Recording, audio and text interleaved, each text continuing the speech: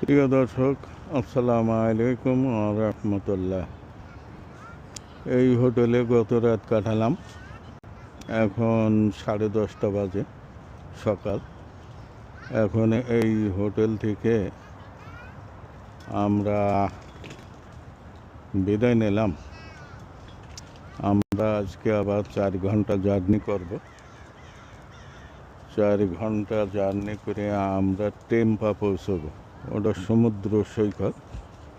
টেম্পাতে একটা hotel already আমরা বুক করা হয়েছে, অলরেডি বুক।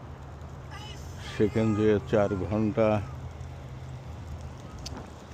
ঘন্টা আমরা জার্নির পরে আমরা প্রথমে হোটেলে উঠব।